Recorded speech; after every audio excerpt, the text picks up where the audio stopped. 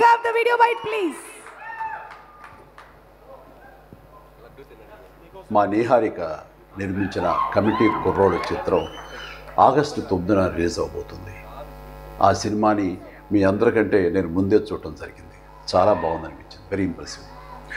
Niharika multi talented, మంచి ఆర్టిస్టే కాదు, ఒక నిర్మాతగా కూడా మంచి అభిరుచి ఉంది. అలాగే లేటెస్ట్ ట్రెండ్స్ తెలుసుకుంటూ ఆడియన్స్ టేస్ట్కి తగినట్లుగా ఫిల్మ్స్ని ప్రొడ్యూస్ చేయడం కూడా తనకు తెలుసని నా నమ్మకం. అంతకుమించి మన తెలుగు ఆడియన్స్ ఎప్పుడు భాషతో సంబంధం లేకుండా ఫ్రెష్ అండ్ ఎగ్జైటింగ్ కంటెంట్ ఏదొచ్చినా సరే చూసి ఆనందిస్తారు, ఆదరిస్తారు.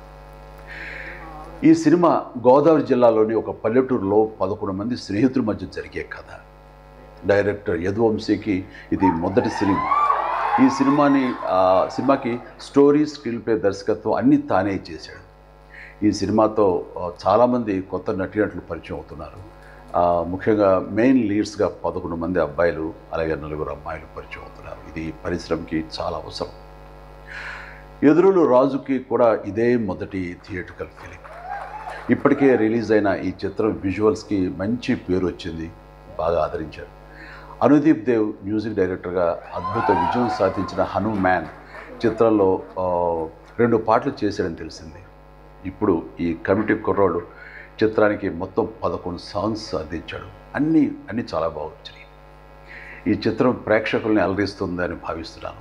వీళ్ళందరి కృషికి, టాలెంట్కి తగ్గ గుర్తింపుని, రివార్డ్స్ని ఈ సినిమా అందిస్తుందని ఆశిస్తూ కమిటీ కుర్రోళ్ళ టీం అందరికీ ప్రత్యేకించి మా నేహార్కు all the very best. God bless you. Thank you megastar Chiranjeevi garu. ఒక నటుడిగా, ఒక వ్యక్తిగానే కాకుండా ఇలా ఎంతో మందిని ముందుండి ఎంకరేజ్ చేసి ఇన్స్పైర్ చేసేటువంటి మహనీయులు మా మెగాస్టార్ చిరంజీవి.